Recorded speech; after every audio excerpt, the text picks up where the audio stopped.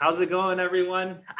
We're back with another podcast episode. I'm your host, Brandon Kwan, the founder of Cannabud Marketing, the #1 marketing agency for cannabis dispensaries, both in Canada and the United States. And I'm here hosting the Dispensary Marketing Podcast with Shayda, the CEO of RESTART CBD, the Texas Cannabis Queen, and the host of the To Be Blunt podcast, as you can see in the background, the podcast for Cannabis Marketers. Welcome to the show.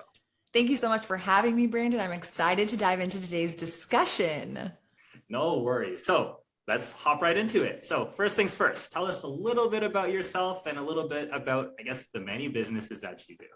Yes. Well, I'll start by saying I'm based in Austin, Texas. So for people who are familiar with cannabis, Texas is not the first state that you think of for I'm going to go open a cannabis business. So our story is a little bit unique. I say our because I am the CEO of Restart CBD, but we are a family run business. So I own the business with my 2 younger sisters. And I guess it's always fun for me to say out loud that I love cannabis. I've been a cannabis consumer for many, many years. And I never really thought that I would work in the cannabis industry professionally. It was always my fun pastime. I very much instigated family trips to legal states like Colorado and California.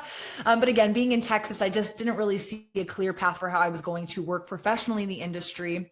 And then in 2015, I was in a car accident. I was hit by a vehicle as a pedestrian and I broke my pelvis in 2 places. So here I am loving cannabis and now being confronted with chronic pain, right? So we all know that cannabis has medicinal properties. I was smoking a lot of weed, but I didn't really understand how my endocannabinoid system worked, how different cannabinoids worked, how even different consumption methods could work, and really had no understanding of doses. So when my sweet mother suggested I try CBD back in 2015, 2016, I was like, you're crazy, lady.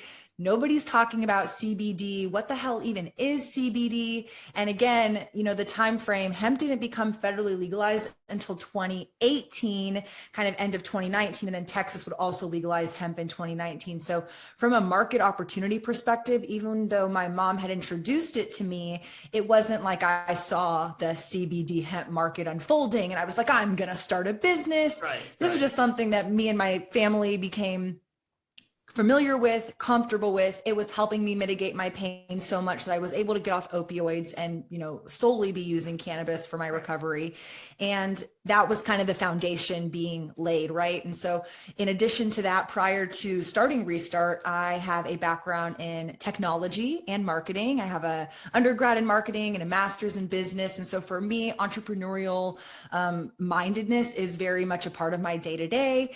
My parents are small business entrepreneurs in the insurance agency. And it was just something that I knew eventually I would be a business owner, but I didn't know how to get there. And so it's just kind of the perfect storm. I ended up getting laid off from my job as a director of marketing for a digital agency. We had just founded Restart CBD as a side project because again, when hemp first became legal, it wasn't this massive race off to the races, rush. It was still a little bit, is this going to get me high? What is CBD and how does this actually work? And is this legal in my state? So we really leaned into education. We really leaned into marketing. I always refer and talk about, leaning into your strengths and not getting caught up in things that you're not good at. So we just leaned into our strengths. I think that's where we started to find a lot of our footing. And it was really resonating, both my recovery story, my passion for cannabis, and just being a Texan who's trying to help other Texans understand cannabis was the entry point for us to now get into the industry. And this year we will be celebrating 4 years in business. We were, thank you so much, just voted the #1 CBD brand by a couple local publications. So I like to think we're doing some things right, but also learning along the way. As you know, as your listeners know, this industry is very difficult. I think it seems like, hey, let's go use this particular tool. I know before we were recording, we're talking about MailChimp, for example. That is not cannabis friendly. So depending on what platform you are building your foundation for your business upon, those are things that you need to be conscious and considerate about. And so especially when you're getting into marketing. So that's kind of how we got into the industry, just out of personal passion and personal need. And then I launched To Be Blunt as my extension of just wanting to have high level cannabis conversations to kind of lean into professionalizing the industry and professionalizing the conversation. And so, yeah, I talk about marketing, business, all the things. Science certainly gets entangled in there, because if you don't understand the science, how are you going to market something? So It's been a fun, wild ride and journey. And I'm very grateful to be here and excited to continue our conversation today. Wow, what an intro. There's, we see why you're a professional. Thank you. There's a lot to unpack, and I really want to get started on that marketing stuff. But before that, just entrepreneurial curiosity. You and your family actually starting the business in itself. What were those like first couple months looking like? Like, did you try and source products? Did you have people that were interested in this already and you're like, hey, I'm going to do this? Did you have no clue what was going on and just started off with a website and an Instagram page? Like, how did that look? Because what I want to do, because like you're in Texas and there's a lot of other states that are in a very similar boat, with you. I've had a few people reach out to me saying, hey, this and this so-and-so is going to legalize shortly, but we're like low THC or only CBD and hemp. Same thing, right? Right. So, what were the first things, I guess, that you did in terms of the journey to start Restart CBD? And then I would say, what do you think people should prioritize, on like, what are the lessons learned essentially? I'm just really good question. I think to kind of jump to your second question first and kind of going off of what I was sharing in my intro, how you build your foundation for your business is extremely important. So like looking back as a 4-year-old business in the legal hemp, but very much cannabis space who operates. So we have a brick and mortar in Austin and we also do e-commerce. So I'll kind of intertwine things now that I'm kind of thinking about it, right? So we are limited with what technology we can actually leverage to operate our business. If you're going to go make a t-shirt company, who's going to take my payments? Maybe it's Stripe, maybe it's Square. Well, what's a good POS for my retail that's going to tether into my e-commerce? When you're in cannabis, that opportunity of available applications and platforms shrinks dramatically. And if you are hemp CBD versus marijuana, there's even more differentiation, because now you're seeing in the marijuana space, there are certain POS platforms that are coming to market that are specific for marijuana businesses. But also with marijuana, kind of COVID, aside, you're now seeing businesses go online, but they still can't sell direct to consumer or ship to consumer. So that adds, again, more complexity. But for us, my background coming from tech originally, I actually used to work at a hosting platform company. The company was in the WordPress ecosystem. And so I stand by open source. So when you're looking at, again, foundations, building your business on what platforms, fortunately, I had the foresight and the history understanding open source versus closed source platforms. So I knew, well, I don't want to build my house on a closed source platform because they can pull the plug, they can shut me off, they can, prevent me from doing what I'm trying to do on their platform, which is why I personally do not recommend platforms like Shopify, even though Shopify has come out very publicly saying they support cannabis and CBD. I've talked to their team. It's very limited again with what they're actually going to let you do on their platform, but that's an example. So I picked WordPress. So to answer your kind of first part of the question, when we launched Restart, I mentioned that it was a little bit of a side hustle. This wasn't my main, I'm going to go to business and do this. So because I come from platforms and technology, I was like, what is every millennial's dream is to sell e-commerce products. Like I can be on an island, I'll have my operation set up, we'll drop ship products to people. It'll be great. I don't need to have a brick and mortar. This is going to be awesome. I can do digital. We very quickly learned by launching e-commerce first, how difficult it was, partially due to the timeline that we were launching in. So when we launched in 2018, it wasn't as understood. So we found a lot of hurdles where people just weren't comfortable buying something that they couldn't hold in their hands in a retail setting or talk to a human being in a, direct one-on-one conversation. And so we were really fortunate, even though we had this e-commerce business that we had started and it was, operating, we were seeing like sales come in, but it wasn't anything like we're seeing, over the last couple of years of growth. But we were fortunate, one of our marketing plays, to touch on a little bit of marketing, right? We are content creators first and foremost. So like I said, leaning into your strengths. My sister, Sydney, and I, who's my original co-founder. So there's me, the oldest, Sydney's my middle sister, Nika's my youngest. Sydney and I are what I would call influencers. I hate that word. It's gotten, muddled over the years, but we are people that have built followings online. And when we say, hey, try this, shirt out or go to this restaurant, we have an audience of people who engages with that influence. And so we had built these followings. I used to be a food blogger and a wellness blogger. My sister Sydney is a fitness blogger. And so we had these audiences who were looking to us for what to eat, where to work out, how do you take care of yourself from a wellness perspective, that because we had those environments and those personal brands already set up, even though we were e-commerce, we had in-person opportunities. So the most, kind of prominent one that kind of bridged the gap for us, I'll never forget it because it was the first thing we did. My sister used to work at this gym and I would go to the gym and train at that gym. And we were going like every day, so much so that we even bought a house near the gym because we loved this gym so much. It was a great gym. Shout out to Athletic Outcomes. If you're ever in Austin, Texas, they're my favorite functional fitness gym. But they were open to programming with us. So we kind of put our heads together and we're like, hey, how about we do a CBD 101? We'll bring goodie bags for all of the people in the class and we'll do a workout and then we'll talk about CBD. And that was the first kind of aha moment, validating people do care, but people want to talk to people and they want to see products in their hands. And so that event experience, that in-person experience really validated, hey, we probably should open up a retail.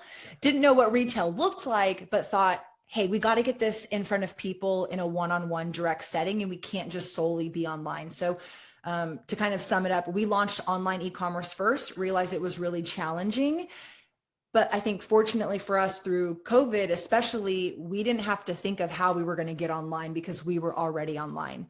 But we have to now bridge the gap of what does e-commerce look like to retail. So that's where, my tip of, it's not that your foundation can't change, but you kind of want to make those investments as thoroughly as possible up front so that you're not having to re-platform or reshift your business at a later time, which can cause decline or attrition and other problems with integration. So yeah.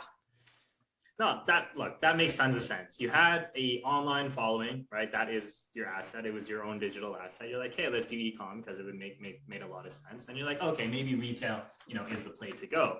If you were to restart, would you start with retail first and then say, hey, we have a couple products, e-com that way? Or, would you do everything you did the same? I still probably would pick to do e-commerce first, especially now. I think the marketplace has certainly opened up. I mean, we were one of those businesses who maybe you're familiar, maybe your listeners are familiar with the big like Elevon exit. Elevon was the only payment merchant back in 2018, 2019 that really supported CBD businesses. And so we were really fortunate to be one of their customers early on. But there was a moment where they exited out of the industry and they were shutting people off with like less than 2 weeks of notice. Yeah. So that was a really difficult thing, that if that was still the case, payment processing is still an issue, but there's so many more opportunities and providers today that I would still pick e-commerce first because you can reach a much broader audience. So it just kind of depends what's your play. Do you want to do local? Do you want to do e-commerce? And I say that also acknowledging and admitting the majority of our business comes from retail. Really? So yeah, we're predominantly retail. Yeah. Wow. I guess now let's touching into that. So obviously you have a huge following between, you and your sister. What other marketing efforts are you using to try and drive the most amount of sales? Yeah. So kind of going off of local versus e-commerce, I think for us, our wish and our push and our direction is certainly to do more e-commerce. So we're investing in more of that than more, I guess, localized marketing efforts. So I would say kind of like localized marketing efforts that we've implemented are things like promotions in store. So trying to figure out what are perhaps slow days and what are promotions that we can run in store to drive sales or to drive traffic on those days that are maybe not a Friday or Saturday. Right. We also come from an event background. So part of my role working in corporate technology was actually to build out that tech company's whole event profile and brand marketing. So events is kind of second nature to me, whether that's putting on an event yourself, whether that's doing a pop-up at somebody else's event. Right. I always love to kind of reiterate, public speaking, being on podcasts, this is marketing. So that's something that I like to practice. And I think that I'm pretty good at it. So I like to lean into it. There's other things that we're not doing that are more from a retail perspective, for example, like traditional print or billboards. So we have competitors and peers that we've seen gone after billboards locally as well as nationally. I see a lot of California delivery companies leveraging billboards, obviously on a major road, and you have that visibility, people are seeing it. But I think for me as a marketer, it's always like, how do I attribute and track the billboard? I don't know, they're great. It's great that 100,000 people, a week see it, but how do I know that those people are actually coming in? So those things are a little bit harder to track versus things that I can do online. So online, for example, we implemented probably like 3 or 4 months ago. And this has like a dual purpose, right? We started doing webinars where we're talking to our audience on topics. We're an education forward brand. I feel like a lot of brands say that, but we really try to live it, breathe it. And so for us, that's taking topics like this month, next week, I'm doing one since May is for Mother's Day. We're talking all about CBG because it's known as the mother of all cannabinoids. So we try to pick topics that are educational. Last month, I did one on how to talk to your parents about cannabis. We've done them on cannabinoids and also just more community type conversations, like how to travel with cannabis was another one that I did. Those are not only good opportunities to position us as a thought leader, create content, collect emails, which is great to be marketing to. But then we also take those videos, and we were talking before we were recording, right? I take those videos and I either live stream them to my YouTube or Facebook, which gets more visibility, or what we've really been leveraging is I take those videos and I just put them on my YouTube. So that content has dual purpose. Now it's not so much just I did a webinar. It's okay, I did a webinar and now I have video content that I can put on my YouTube channel and being able to track it. So we started implementing coupon codes in our videos so we can track specific videos if people are redeeming them. It's imperfect still because, people are faulty and they don't always apply the coupon codes or click the link that you want them to click that you can trace. But those are things that I think that we've started to lean into in ways that we can, again, market, but also I'm all about working smarter, not harder. Yes. So how can I do something that can have multiple applications? And then I would say the final thing, just because it's really, I think our bread and butter is content in general, right? So whether it is a video, it's Instagram, it's a blog post, I think we do a really good job of creating dynamic content, whether it's reels, playing in TikTok as much as we can, doing these videos, trying to do blogs frequently, working on our SEO. So you can see there's obviously multiple channels and strategies that we have at play, but I think the overarching umbrella is trying to give some themes. Right. So we try to create themes for every month and try to track that way. But yeah, we're having fun and trying to test new things all the time. But sometimes, sticking to the basics is really what works best. No, I mean, look, you guys are absolutely crushing it. Like, it just sounds like you're doing an absolutely bang on job with all the marketing and stuff. I mean, me, kind of doing my marketing, that's kind of the level of what I want to do. I'm doing webinars. I'm also doing podcasts like this, but I don't think to the extent that you guys are doing. So definitely applauding you for all of that. Thank you. It takes a team. People always ask, who does all of this? Right. And, a lot of it started internal originally. We're really fortunate. We've now hired out certain, whether they're internal employees to come on or agencies to come support some of these directions. But I also want people to realize you don't have to hire people or pay people to do things.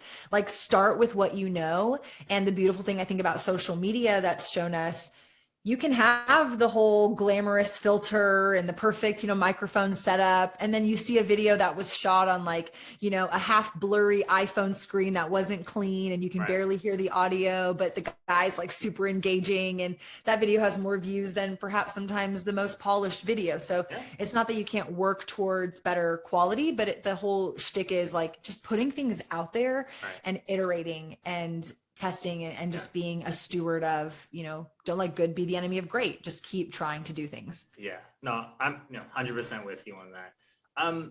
So on my end, from, my marketing standpoint as an agency, I'm big on the numbers too. It's right. Like, is this action directly or maybe pseudo indirectly resulting in, at the end of the day, me making more money, right? Clients, whatever it is, but is this providing a positive ROI, and not just ROI on money, but an ROI on time? Like, is it worth doing all these different things, right? So I know when I first started, a lot of the thing was outreach, like, hey, I have this service. I think you'd be a good fit. Do you want to work with me? But obviously, as we know, that only gets you so far because the trust and authority isn't there. You have to hit the person at the right time. They might be in the right mood. Maybe they might not have the money, like whatever it is, they maybe have just gotten burnt by someone else, right? Or maybe it's tax season, they got a big, whatever it is. So what I'm doing right now is like, I'm focusing a lot on this content play, right? Podcasts, webinars, YouTube videos, all that fun stuff. So I'm getting caught in the, like, not necessarily that, like, good is the enemy of perfect kind of thing, but trying to figure out how should I be optimizing like content per se. Right, because as you say, like, we're putting out content, we're cutting up clips, we're trying to find intriguing guests, and we, make production quality better and stuff like that. But to what point do you just like say, hey, I'm just going to get this stuff out, let my inputs be the inputs, and then optimize like later on? Or do you have a specific kind of strategy on how you want to optimize, whether it's your podcast for more listens or YouTube for more views and stuff like that, or optimizing for subscribers? I hope that wasn't a long-winded question, but I just wanted to know, how does your optimization process work when putting out the content? Because like, there's so many things we can change, right? Yeah, that's a good question. I can't say that I'm an expert at optimization. I think it's a little bit of a double-edged sword, right? You can do the research, which I always encourage people to do the research. Like, if you don't understand, like, let's say using podcasts for an example, because we both have a podcast and I had never done a podcast prior to podcasting. So I didn't know what I needed to have and what I didn't need to have. So I think there was part of that I was iterating as I went. And part of it came from feedback from my guests. Hey, what did you like? What did you not like? Or being a guest on other people's podcasts. Oh, they sent this particular email out. Well, I would like to send that particular email out. So let me go pull that idea and implement it. But on the front end, before I even started, I did do research, which I think everybody should do, right? It's not just, okay, Shayda said do a podcast and don't let, great be the enemy of good. So I'm just going to get on there and talk. It's like, no, do some research. Like, I think people know when you're being silly versus being serious, right? And not that silly isn't serious or has a place, because I think you look at YouTube and there's all these people doing crazy crap and their videos are super engaged, right? But what is your goal? I think you do have to understand, like, what is the outcome? What do you want people to do when they listen to the podcast or they engage with you on social media? So whether that's looking at your branding, what does the visualization of that look like? Does it look cohesive? Does it make sense? Do people see when they read, for example, To Be Blunt, and then they see a picture of me, do they get it? Do they understand that this is a cannabis conversation, or is blunt, something else, right? And part of it's interpretation and part of it's the packaging. So you can have a word and a name, but how do you market that and how do you bring it to the market? So I would say it is a combination of both. Like I said, when I started, I didn't know anything about podcasting, but I invested time in getting the foundation set up. I had a microphone that was not this microphone. I had a recording studio that was not this room. I had graphics that were not my present graphics. So I've iterated over time, and it's not always, and maybe some people's preferences, I got to have like this big launch and it's going to be sequential. Like, I remember getting on the phone, somebody reached out to me after I've been doing the podcast for about a year, and they were like, hey, your podcast is great, but we think we can edit it better. Do you want to, try our service out? Because I work with a podcast editing company, and they were telling me that they work with clients that do seasons for their podcast and they kind of break it up. And so you're having different chapters. And I was like, whoa, that's not what I was thinking. So if you look at my podcast, I've released a podcast every Monday for 2 years straight. I do not have a break. I do not have like okay, and now we're going to like podcast going away. Like, I don't know if I ever have an off button or off switch. And that's just kind of how I've interpreted it. But those are all things that you can kind of iterate as you're going. If your decision is that you want to do full stream of consciousness, like you're kind of talking about unedited, do that, try that, see if that works.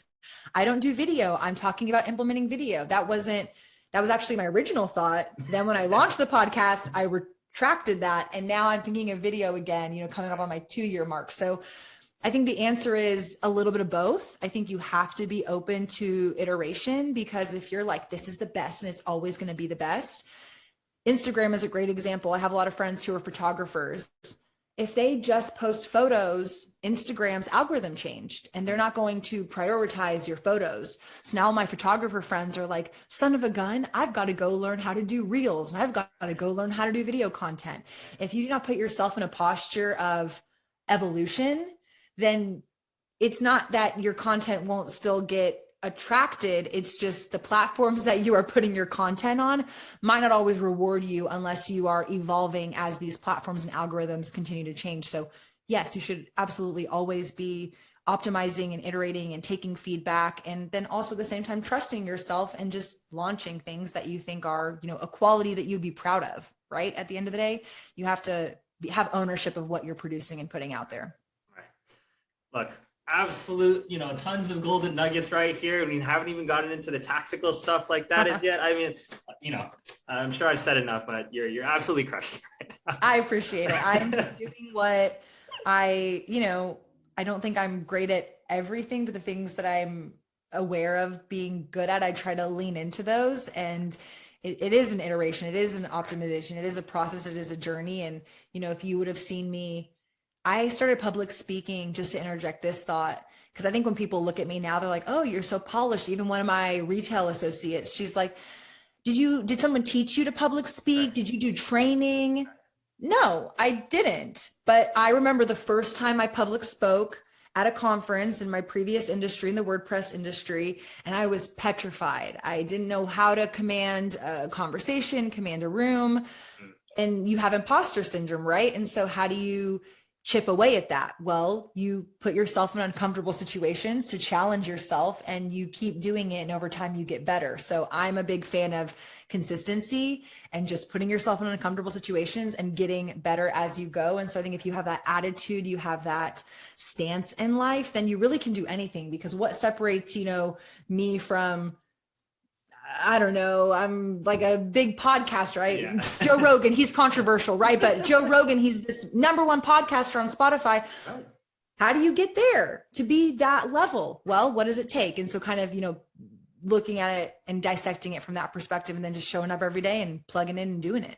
Makes sense. Makes tons of sense. And Joe Rogan's always the default with everyone. For me too. Like before you even said Joe Rogan, I was like, Joe Rogan was in my your brain's like, oh, okay. I would try to, is there a female that I can maybe be like that? But like Joe Rogan is just the de facto, like the guy, right? If you like him or don't, whatever it is, it's just always Rogan's podcast, right?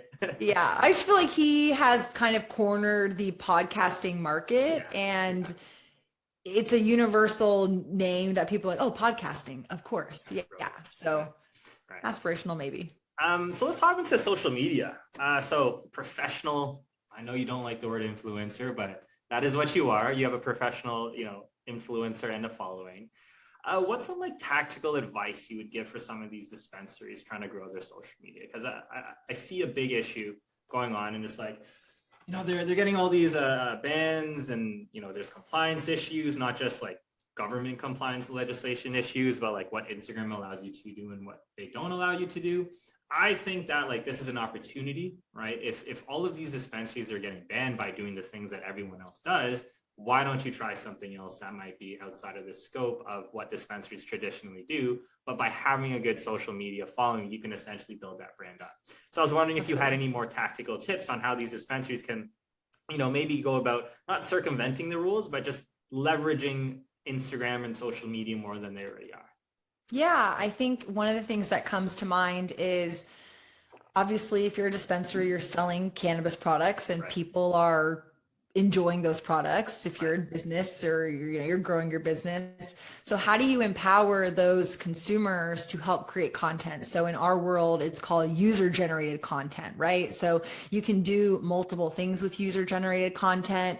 I've seen brands, we don't necessarily do it, but let's say I go into dispensary ABC and I bought this vape pen and I love it. So I took a picture of it and I tagged them. And if I'm dispensary ABC, maybe I take Shayda's picture and I'm going to repost it on my feed. So there's your feed and then there's your stories, right? So some people are taking that content, they're putting it on their feed. What we do is we try to encourage user generated content and then we reshare it on our stories. Our feed is a little bit more reserved for our content that we're trying to promote.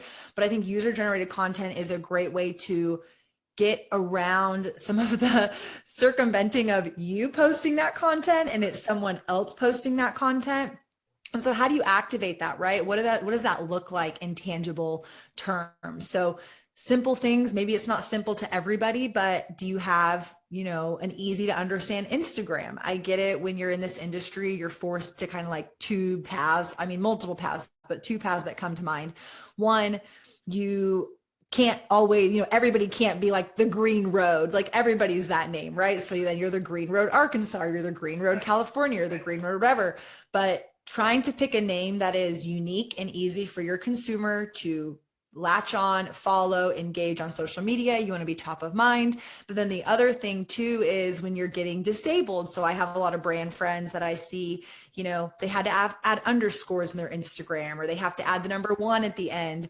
That does make it more difficult if your account gets deactivated and then you're forced into some of these scenarios where, like just earlier today, I was trying to tag this brand. I don't need to name them, but they have multiple Instagrams and I'm trying to tag them. And I'm like, well, which one do I use? Right. Like I want to tag them, but I don't even know which one to use. So how do you make that consumer understand this is my social profile and this is where you go to me for the best information? So some of the ways that a brand can activate on that. One, putting displays in your retail location. That's like, follow me on Instagram, get a vinyl sticker printed, put it on your front door, have little flyers that you pass out. Hey, by the way, we're on Instagram. This kind of goes hand in hand too, I think, with reviews, right? Being able to build up reviews on certain platforms, especially if you have a brick and mortar.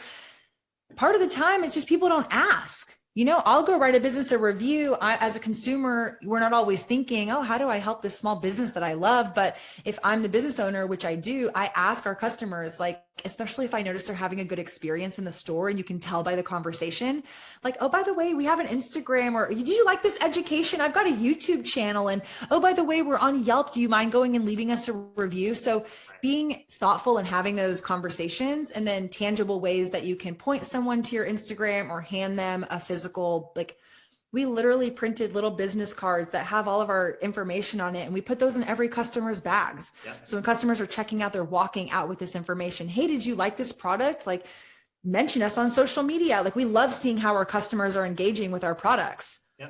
That's a great call to action. Another thing that you could do is if you're doing email marketing, put it in your email marketing signature and things like that. So we have it in our signature. Our email team did a really beautiful, it's almost like a GIF. So it looks like a phone and then like the phone is like scrolling on our Instagram. So when you're getting our emails, you can see, oh, they have an Instagram. I should go engage with them on social media.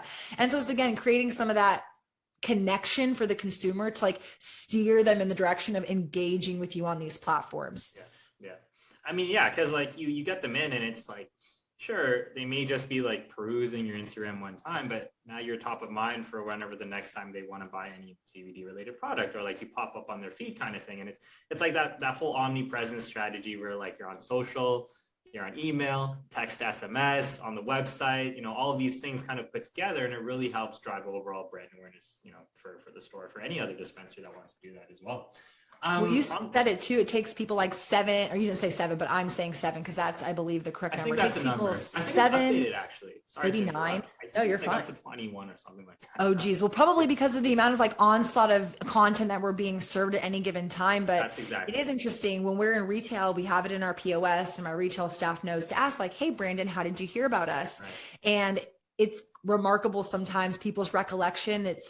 I think my friend told me about you, but then I saw a YouTube video and then I ended up on your website, but I didn't sign up, blah, blah, blah. So it's hard to attribute sometimes, but it is one of those things that, you know, if you can just like empower that conversation to be happening and again, kind of steer people into that direction of engaging. The other thing I'll say about social media too, that can be really reciprocal is giveaways.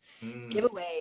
I don't know, you know, how it is implemented in every scenario. So for example, you probably can't give away cannabis products, but something that we've started doing is, well, we know our customers like to go to concerts and they like to go to comedy shows. How about I give you tickets to a comedy show that's coming up in town? And obviously this is more localized from a retail perspective versus something online. But hey, they're going to tag their friends. They're going to, maybe you make it, hey, you got to repost this picture to get entered in multiple times. And so that's another way to post content to get engagement that is not you posting about marijuana or cannabis explicitly. Right. No, that makes sense. Are you using all, like when I say all, like the main ones, Instagram, TikTok, LinkedIn for the most part, and Twitter, I guess? Are you using all of them? Have you dipped your toes in a few of them? Only Instagram? We've dipped our toes in all of them. I would say the strategy right now is have a Twitter. Nobody's really on it from a consumer perspective. I see brands like Wendy's, for example. They're so witty and funny and they're like bantering back and forth. That's fine. If you have the team or that's like your knack, do that. Right. We have a Facebook page and a private group that we created as like a community group that we're pretty active in. And it's also like community driven. So the community who's a part of the group creates some of the content in there. I'm very active on LinkedIn, I believe, from a B2B perspective of maintaining relevancy in the industry and just building your network up. Like I found a lot of personal success with LinkedIn for me, but we don't really promote Restart on LinkedIn. And then I would say our most popular channels are between our Instagram and our YouTube. We have a TikTok, but TikTok is very murky for us just because it's not that we're not getting flagged on Instagram. It's just TikTok also is kind of creating some of the chaos and we have more engagement on our Instagram. So we just default to Instagram. But I think it makes sense depending on who your customers are and where they're hanging out. Yeah. Like I have a lot of friends, brands who are on TikTok and they have a lot of success on TikTok. Yeah. Not that again, I couldn't be there or find success. It's just, that's not really, you know, where our customers are going versus like, let's say you're doing brick and mortar versus e-commerce. That's a different strategy. Yes. Where are people hanging out? So all things to kind of consider, but I'm never a promoter of being on every platform. I'm a promoter of get your handles on every platform, own your brand on every platform, whether or not you go on TikTok. You absolutely want to own your handle and your name, but being on TikTok doesn't make or break my business. Right, you know? Right. You know, find the platform, do really, really well, develop the infrastructure, the systems, the processes. If you can delegate that, automate that, great. As long as that's doing well, then, you know, move on to the next one, right? I saw an interesting stat about TikTok. I don't know if this is true or not. Apparently the average age on TikTok is 55 years old now. It blew me away. I was like, there's no way. That's like really? Are you really sure? Because I'm hearing that's like, the default age of all the bots that they've like implemented. It has to be. Because I'm hearing in, you know, in the agency world that like people are like, they're landing clients or, you know, lawyers are landing clients on TikTok. And I don't know if these are just like one-off things being used as case studies for TikTok. So anything is possible. Maybe it might be worth a shot to take a look at. I'm not even on TikTok, so I wouldn't be able to tell you, but hey. I feel like I'm an elder millennial. It's one of those things when I was coming up in social media, you know, you kind of have that thought like, oh, I'm so good at social media. I know everything.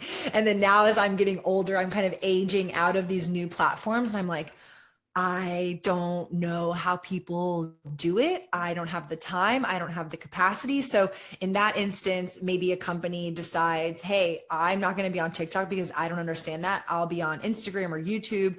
But maybe you have a retail staff member or you're hiring a marketing person who's in that age demographic and you're like, figure it out, play around with it. What's the worst that can happen? And then they understand it and can kind of do something with it. But I think it is indicative a little bit of, you know, what is your comfortability with social media in general? And so for me, I'm like, I learned Instagram. I'm even of that camp where I learned Instagram for photos. Yes. I do not understand Instagram Reels. I'm trying very hard. And I've had a couple successes go viral, but it's really difficult to attribute what is driving some of this virality. And so then I get overwhelmed. I'm like, I just hate social media. I love to hate it. You have to be on it because you're a marketer, but like social is not fun for a myriad of reasons, right? Just comparison culture in general. So it's like, how do you use it as a tool, but not get sucked into the tool? Yeah. I mean, it's necessary. You need it, but like on a personal level, it's like, I wouldn't be using this if I really didn't need to, kind of thing, right? So Exactly. Okay, great. I think we went really into detail on the social media stuff. I mean, I even took some notes myself. I'll steal a little bit of your tactics and your strategy. Go for it, please. But now on the retargeting side, not necessarily retargeting ads, but okay, you get a bunch of customers, they come in, you're getting a bunch of emails, you're getting a bunch of phone numbers. How are you, or if you are, how are you using kind of email, as part of your marketing strategy right now? That's a really good question. I don't think that we've mastered it, if I'm being honest. I think it's part of our optimization and iteration as we grow. So going back to platforms, right? We are in an interesting mix where most CBD businesses are built on Square for a POS. It's kind of like the rudimentary, like only option that we have. And Square is a closed platform, right? So Square doesn't like to integrate with other platforms. There's some, within reason, but for the most part, they're like, you're on our platform, play with our tools. So because Square is Square, an example I'll give is, let's say I go to a coffee shop and they have a loyalty program, or I use my credit card. For whatever reason, Square's system knows that it's me based on that time I went to that coffee shop. Yeah. So now if I go shop at Restart CBD and I put my card in, it doesn't even sometimes give the system an opportunity to prompt you as a new customer. So when you're talking about asking for information so that I can retarget or remarket to you, retail is a different beast than than e-commerce, right? E-commerce, hey, to get an order, I got to get your email because I got to send you your order information. So that's like a no-brainer. So there is this interesting shift where we're realizing we have all these e-commerce customers and we have their email. So that retargeting is going fine. I mean, we have segmentation where it's, hey, we know these customers buy these products or at this frequency, we're going to remarket them when those products go on sale. Or on the other end of that spectrum, let's say you have customers that haven't shopped with you in a while. And so our system knows that and will send follow-up emails saying, hey, we haven't heard from you in a while. Here's a discount. Why don't you come shop with us again? So again, I think e-commerce, it's a little bit more native to understand how these lists and segments can be used for remarketing purposes. It's the retail that's really, really challenging because it's a manual process for my team to go say, hey, Brandon, thanks for shopping with us today. It's your first time. Would you like to make an account? I need to get your email. Obviously, customers are like, I don't really want to give my email. And then we also recently have run into this. This is not explicitly the same, but like tangentially the same. Cannabis businesses, for the most part, if you're dealing with marijuana, cannot take credit card, right? That's kind of like the big, like we need the Safe Banking Act to be passed and we need people to be able to use their credit cards.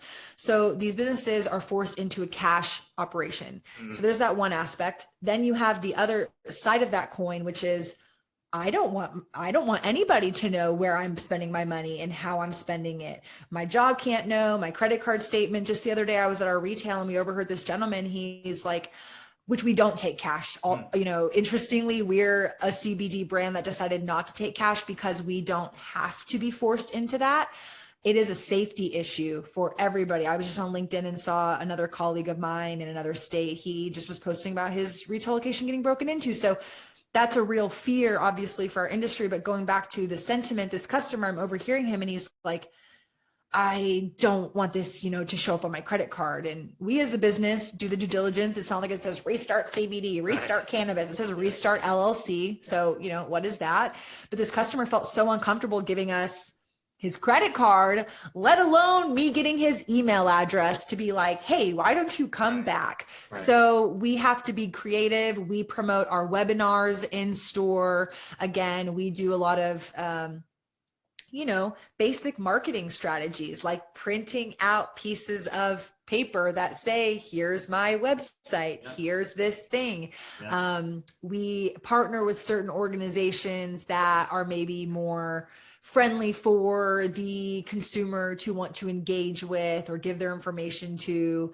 like a webinar or like something else. And so those are kind of side doors that we can go get that information from customers. But it's honestly really difficult, I think, from a retail perspective. I mean, going back to promotions, having an incentive for customers to want to come back into the store, pricing goes into it, retail display goes into it, the effect the store has, the experience that they're having with the bud tenders, that all makes somebody be like, oh, I do or don't want to come back to this store. So I think those all equally matter, which we're really conscious about coaching our retail staff. When we first launched, we were all of it. It was me and my sisters. And so, interestingly enough and lovingly enough, I love our customers very much, but we became known as the CBD sisters. And so people would come into the store and it was me and my sisters. And so it's like, oh, which sister are you? Oh, I talked to Shayda. She was the one in the accident. Or, oh, I talked to Sydney. She's the athletic sports one. Yeah. So we built these personalities. And then when we wanted to step away from the retail to do operations and we're bringing in retail staff, you had customers, because I would sit in the back and I would listen. Are the sisters here? Yeah. I want to talk to the sisters. They assume we're the keeper of the information, which is not true. So how do I empower my retail staff, which now, we've done a great job of that. Our retail staff is more, well, not that we're not loved, but our retail staff gets as much love, if not more than we do as the sisters, right, because they're knowledgeable, they're educated. So what do? How do I educate my employees? How do I update them on laws changing here locally or nationally, products that we're adding into, our retail storefront, our e-commerce storefront, just new deals that we're running so that they know, hey, this is how I can communicate to the customers, again, to kind of fulfill on that. Welcome to Restart. What are you looking for? How can I help answer questions that you have? And being very friendly and being an extension of the brand that we are building and trying to establish in the marketplace. Nice. Okay. That makes tons and tons of sense. You said something in passing that, I think I really want to touch on. It's sure. You were looking at what products your customers were buying and seeing the frequency at which they purchased, and then decided to send them out, whatever, like email or SMS, for the purposes of this conversation, we could just say whatever, way you want to contact them, right? Walk me through that process as to how you got, you don't have to share any proprietary secrets, but how does that look on the back end? Do you have a software that looks at what these guys and gals are purchasing? Then you're like, hey, I'm going to send out this email and text message blast, or is it more personalized than that? Walk me through that, because I think that's an interesting marketing strategy. Yeah, it's a fairly broad approach, I would say. For us, we're not getting into oh, Brandon bought this product and we're gonna remarket this product specifically to Brandon, but broader, hey, Brandon bought gummies. Yes. So Brandon bought, let's say, Delta 8 gummies. Well, Brandon must really like Delta 8 gummies. So when I come up with a new Delta 8 gummy, maybe a different milligram or a different flavor, I have that historical information from my e-commerce platform or my retail platform. So it's not magic. I wish there was more science kind of behind it, right? But it's just, I can pull a report and it says, hey, in the month of April, you sold, let's say, X amount of gummies. Then I know, okay, gummies is my top category.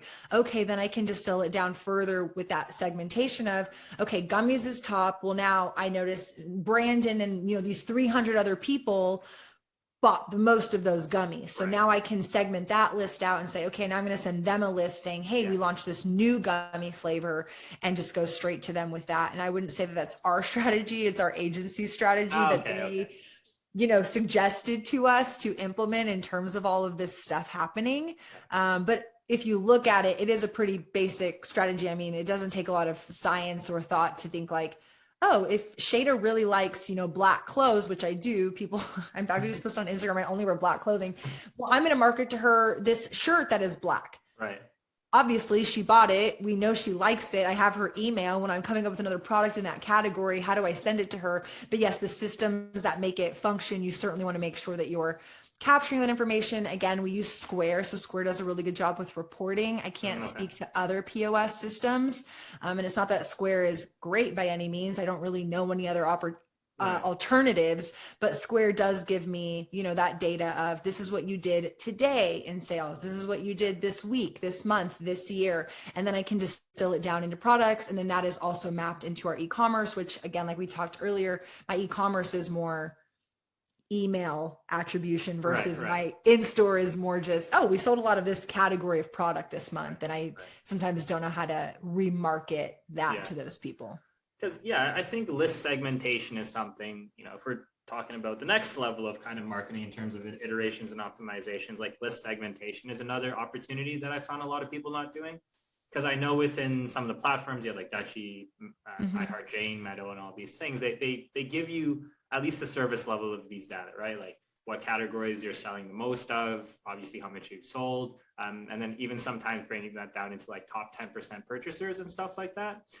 So I'm not sure, how many companies are doing this, but like if you know that these guys are your top 10% of purchasers, they're the chances that they're going to write you a Google review is pretty high. So you can then send out a Google review. Right. Absolutely. Being able to leverage it for those things too. Right. Exactly. Hey, we know that your top customers, this is something I'll share that we've done. I don't know how applicable it is for everybody, but for example, whenever it's our anniversary, so our birthday every year, we try to think of how do we reward our loyal customers. So I think it was last year, which if I'm being honest, I don't know how it really played out because you'd be shocked. Like we basically pulled a list of, let's say like our top 50 customers and we pulled the data on what their most popular products were that they purchased. I mean, like individual, like Brandon likes these gummies, Shayda likes this vape.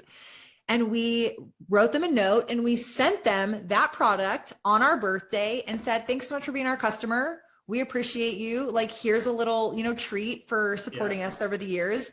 And I think we had maybe like, I'm pretty sure we sent out to like 50 people. I think like maybe 5 people were like, oh my God, thank you so much. Like, love you guys. And then everybody else was just like, okay, crickets, like didn't hear from them, and not that it doesn't translate into their loyalty in other ways. Maybe not everybody is, going to go re-engage with the brand at that time. But as somebody who's very hyper aware of like, anytime anybody sends me anything, I'm like, I'm going to go shout from the roof because I understand what that does for a small business.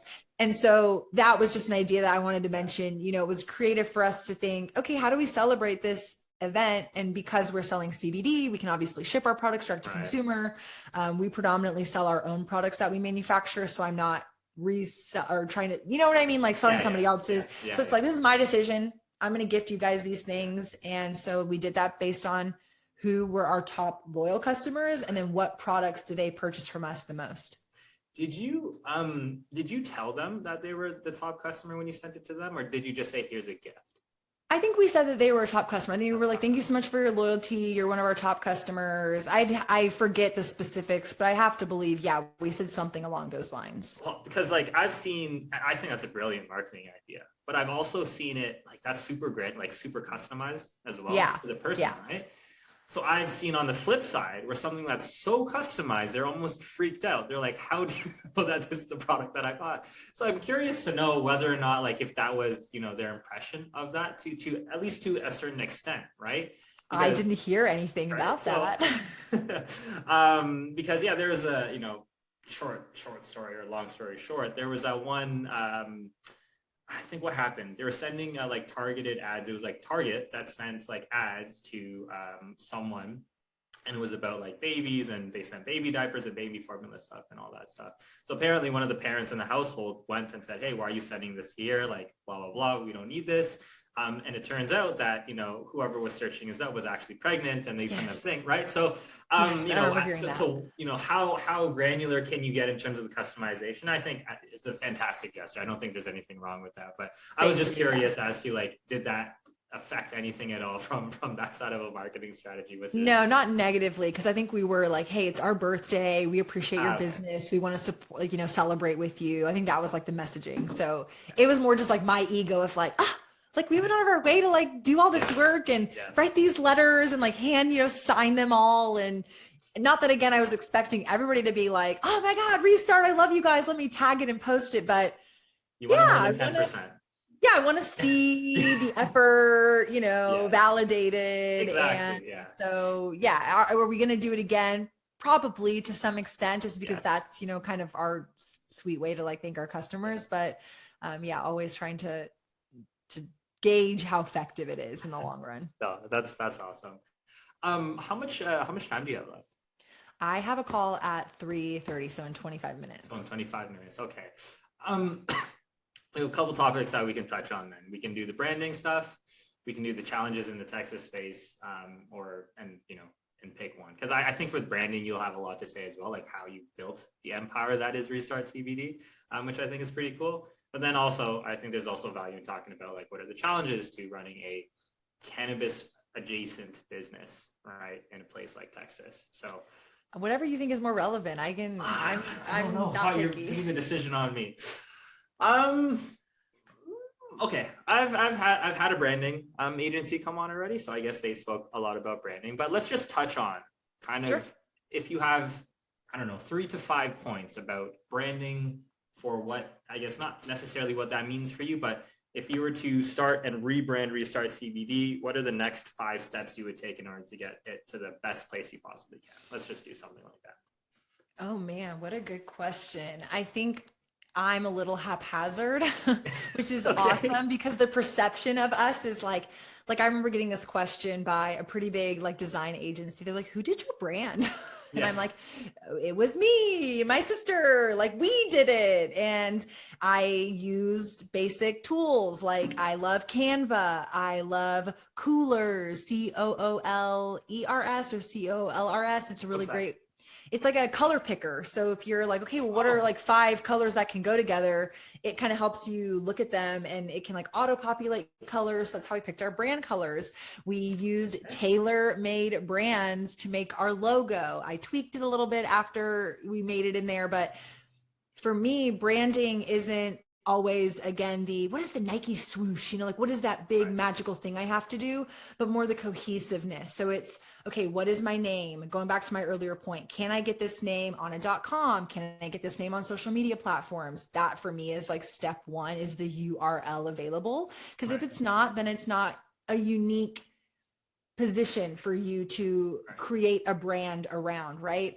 The brand is the look and feel, but the brand is also then the extension of that. So what is your brand identity? How do you want to talk to your customers? How do you want to be perceived? Are you a fun brand? Are you an informative brand? Are you a serious brand? Those are things that we thought through. And I also will be honest, a lot of who we built Restart for was for us, which we learned both helped us and was off base a little bit, right? So what helped us was we do know marketing and we do know from an influencer perspective how content works and how to create content and how to create consistency. So using the same logo, using the same colors, the same fonts, like uniformity from a brand perspective, like that was check, check, check, done. Where I think that when we were building our brand for us, we got a little bit off script was thinking that we were building a brand for millennials, hence a little bit why we wanted to be online first. It's like, oh, people know how to use the internet, duh. That was really difficult though, given the timing that we launched, and also realizing once we opened our brick and mortar, the person who started walking into our retail was not the me's or my sisters of the world. It was a much older demographic and they were looking at it from a different perspective. So it's not that I wasn't taking CBD for chronic pain, which is again, going to my accident story, the real reason I got introduced to CBD, but I think cannabis has this recreational aspect. And so we were, oh yeah, we're going to be this cool CBD brand. We're going to like help people who are like busy professionals and they're like fitness people like us. And then those people walk through the door, but it was also their moms and their dads and their grandparents. And so we had to readjust. Okay, well, I can't be the fun, playful brand because I have an audience who is like, wants to be not serious, but wants the education. So like, how do you deliver education in a way that's meaningful to them and speak to them? And that has now bled through a lot of things. I mean, we have customers who call us and you can tell that they're senior and they don't understand social media and technology. And I'll never forget this one lady. She's clearly like 65 plus. And she's like, honey, I don't have a cell phone. I don't know how to use like my email. So like you can send me an email, but like, I don't give a shit basically is what she said. So she's like, you got to think about how to get in front of me and my friends. And I'm like, that's a really great idea. You know, if that's your customer, where are those people hanging out? So I think for us as a brand, it is fluid. Going back to kind of the earlier point, you want to be able to iterate, but at the same time, understanding, you know, your brand ethos, how you want to present yourself to the world, the cohesiveness, those are really important and should be considerate when you are building your brand. Because again, going to my earlier point of, you know, the green road, there's so many like green, that's cannabis. We get that. So you can't be everything to everybody. Who is your brand for? And so how do you build a brand to speak to your target audience and create some differentiation in a really saturated marketplace? Getting more and more saturated, every single day. So it's super, true. super tricky. Okay, let's hop into some of these challenges and stuff. So I guess there's compliance issues, there's the legislation issues, and then there's also like what tech allows you to do really. So I know we're short on time, so I just want to make it as consumable as possible for whoever's listening. So we'll take it back again to restart everything. I know I'm reusing this question, but I think it'll provide the most amount of insight, especially for this specific question. So I was touching on, I had a listener out of Maryland, right? And, they were like, yeah, I'm just listening to your stuff because like, I don't know what's going on and when it's going to happen, but I'm just listening, right? So I guess more so directed to that person who's listening, who's maybe in a state where like, yeah, maybe it's just CBD, THC, or it's medical only, and they're going into recreational. Like, I guess, yeah, like walk me through some of the stuff that you're dealing with and maybe the best ways to overcome it. That's the easiest thing that I can say. Yeah, it's a tough situation. I think from our perspective, we were a first mover. So I think timing does matter. I also do think that the best is yet to come. So if you are not getting involved because you do think it's saturated, that's not the right attitude to have. I do think that there are brands thriving and there are brands crumbling every day. And so don't look at that as a deterration, like to deter you, yes. Right? But also you want to be realistic. So for example, here in Texas, we opened up legally a hemp market in 2019. The state of Texas legalized in line with what the Farm Bill legalized, up to 0.3% Delta-9 THC in a dry weight basis, blah, blah, blah. So we saw people launch with CBD products. So we, as a brand, launched with oils first. And I remember our team kind of deciding, hey, let's start to sell smokable flower. And at that time I was like, whoa, this looks like marijuana. Yeah, this is crazy. Yes. You're telling me I'm going to sell this in Texas and a cop's not going to come and be like, this is weed. So it was very trepidatious for us. Like, okay, well, we're going to make this decision. But at that time, the market was opening up. And so it was a very gray area. Like, am I going to have a cop pull me over or come into my store and bust me down? So that fear is not there explicitly presently, but there's versions of that fear that still exist. So when Texas legalized, they opened the market up, but you started seeing this progression: oils, topicals, edibles, flower, smokables. Then you started the introduction of Delta-8 THC. So two things that happened in Texas that touched on that statement, right? So pretty early on into legalization, the state of Texas decided that they were going to outlaw smokable products. What is the most bioavailable way to consume cannabis? Smoking, inhaling it. So that means no loose flower. That means no pre-rolls. That means no vapes or concentrates. And then kind of the word from the legal side of things, and I'm not a lawyer, so always check with your own, yes. Lawyer. I'm not a doctor, check with your own doctor. Disclaimer for us as well. Always talk with your lawyer for anything that's right. Always a disclaimer. But they were influencing, saying, well, if I can prove it in court that you aren't selling this for smokables, then you can sell it. So a pre-roll with a filter for smokables, a cartridge that's screwing into a battery for smokables, but loose bud, wink, wink, nudge, nudge, that's non-smokable. So then as a marketer, I've got this headache of, I got to relabel things. I got to repackage things. I now got to re-communicate to customers when I'm already in a new market, trying to tell them what the hell CBD is. Yes. Or hemp is, and now I have to tell you, oh, this product that I was just last week telling you can smoke, you can't do that anymore. But also, you know what to do, right, Brandon? But the amount of customers who messaged us being like, what the hell is this tea stick? And you're like, it's a pre-roll, Linda. Like, it's a pre-roll. Put it in your mouth and smoke it. So that was a challenge that the state of Texas is still dealing with in 2022. So a couple companies sued the state. They removed the ban. The ban now has gone back and forth in litigation. Most recently, it's now pushed to the Texas Supreme Court. So you have that going on. Potentially, they will remove smokables from the Texas market.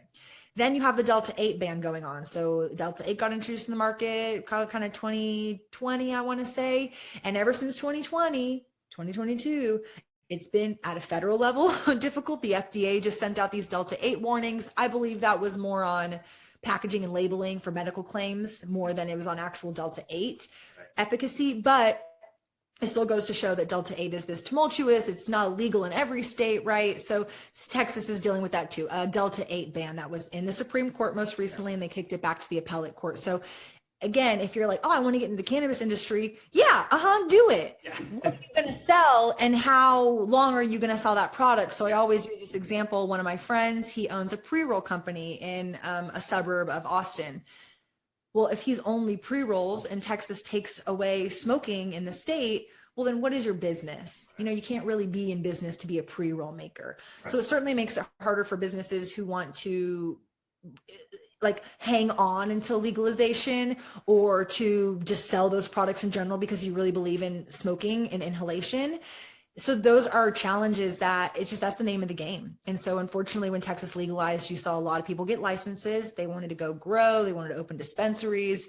And the reality is not all those people are in business today, right? So it's not just COVID, it's just the reality of, can you hang on? Can you differentiate yourself in a market? Do you have the right price point? Is it the right quality? Are you working with suppliers who are selling you what they say they're selling? I mean, using Delta 8 again as an example, I don't believe Delta 8 is bad, but I believe bad Delta 8 exists. So, you know, if you're selling Delta 8 and you don't really know what you're selling, you don't really know who you're buying it from, and maybe you're the brand at the gas station, it's like, I'm probably not going to buy your brand. But versus, you know, you're going to an educated store that's doing the due diligence to check with their vendors and get things tested. That's a different scenario. So it just kind of comes down to, what risk are you willing to step into, and what is your strategy, knowing that the rug can be pulled out from underneath you at any given moment. And that's not just our market, right? You're seeing that reflected in California. They're dealing with all these overtaxation and just like all these hurdles. So you got to have thick skin to be in cannabis in general, but in these emerging markets, it's really, I think, important to, and this is a theme that has bled through in my podcast as well. Everybody I talk to all over, you know, the United States, yes, we want federal legalization, we want federal decriminalization, but how do you make the most change in your own backyard? So I spend a lot of time in my local politics. I sit on cannabis boards here in the state of Texas. I sit on hemp boards at a national level. I am involved in the conversation, giving public testimony, advocating and activating my customer base. Hey, it's not just me going up and giving a testimony. Not that, again, every customer wants to come out and say, I consume cannabis and you shouldn't, you know, make smoking illegal. But how do you empower people to realize this is how politics works? And I think for me, that was the biggest shift when I went from being a consumer to a business owner, is realizing, oh, this is how legalization is done. Right. And we sat in the last legislative session, which our next session comes up next year. It's every 2 years here in Texas. You're sitting, hemp sits under ag in Texas. Okay. Ag is huge. You're sitting in this room in a House hearing. They're hearing all these House bills to vote on them and to get public testimony. And you're after the veterinarians have an issue in their industry, and the beekeepers have an issue in their industry, and the people who are growing oak trees have an issue in their industry. And you're just one of a dozen things that the state gives, you know, importance to. And so that's really humbling, I think, when you realize how change actually gets made. I don't, you know, discredit or fault anybody who's like, I'm going to go wave a weed flag at the Capitol. Right. But it's like, to me, that's not how change gets made. Unfortunately, the reality is showing, hey, I'm a business owner. Hey, I'm a mother. Hey, I'm a person who's, you know, dealing with chronic pain from this injury and this accident. This is how I use cannabis, and this is my testimony. Calling your senators, calling your policymakers, and having real conversations, and not treating cannabis as this like, well, we need to have legalization because. Right. You're one thing on a very long list of things that they care about. And so that's what I try to stand behind, and being a good steward and a good example to the state of Texas. So self-regulating an industry that lacks a lot of regulation. You know, we don't have to have child-proof containers. Nobody's holding a, you know, gun to my head, but my packages are child-proof. Like, you have to, you know, I've seen many adults struggle with those packages. By the way, it's pretty funny. It's a marketing opportunity. How do you educate them and create more content? But it just goes to show there's a lot of people who want to be in the industry, but they don't want to take the ownership of what it actually takes to. I also talk about too, you're not trying to build a brand for today. You're not trying to build a brand for tomorrow. My goal is to build a brand for 5, 10, 15 years. Exactly. So what do I have to do now to get myself there? And, you know, you're on the ride. And so are you strapped in, and are you ready to face what's coming? Well, yeah, you see it all the time, right? People want to benefit from, and it's not even in the cannabis space, but we'll use this as an example. Like people want to benefit from the cannabis space, but they don't want to do what it takes to, you know what I mean, to get what they want, right? In the sense of like, are you doing productive things to move the needle forward in order to, Right. you know, fight for whatever it is that you're looking for, right? And then when you realize that everyone else has their own issues and problems, and it's not just your own issues and problems, and that like this one entity, as you know, as good as you want it to run, has so many other things to worry about. It's just a big issue, right? So I know you're, you know, I want to give you enough time before your next call and stuff like that. So I'll just finish up with these two last questions. Last thing is, you know, do you have any golden nuggets for any dispensary owners that want to take their business to the next level? And you define next level to whatever you want, right? Operationally, financially, on brand wise, like growing their following, like what, you know, golden nugget would you give to the listeners on the call right now? I think the best golden nugget I can say is to be consistent with what you're doing. And whether that's, you know, implementing a social media strategy or implementing promotions in store, or if you're an educator, like really hanging your hat on education, some of the best brands outside of my own brand that I really love supporting and engaging with are because they show up to the conversation. I see them communicating with me. Again, it's communicating consistently with me. It's highlighting things that I care about, whether it's a promotional deal or an organization that they support, or just creating content so it's top of mind on social media channels. I think sometimes if social is not your, you know, main skill, it's a secondary or tertiary, you know, thing like, oh, I guess I got to be on Instagram. I got to post some stuff, or, okay, I guess I got to do this. It's how do you prioritize those things that are going to really activate and connect with your consumers to make them loyal, to make them champions. And so that's the best thing that I could say is how do you make your customers champions, whether that's you supporting organizations that are non-cannabis related. I know this one dispensary in Arkansas that I really admire. They have a really great relationship and campaign around local artists. So they have a whole wall on the side of their dispensary, and every quarter or like maybe twice a year, they work with a local artist to come paint a mural. So it's a focal point. It's something pretty that they can take a picture in front of. It's graphic, right? But it's also giving back to that community aspect, this arts community aspect.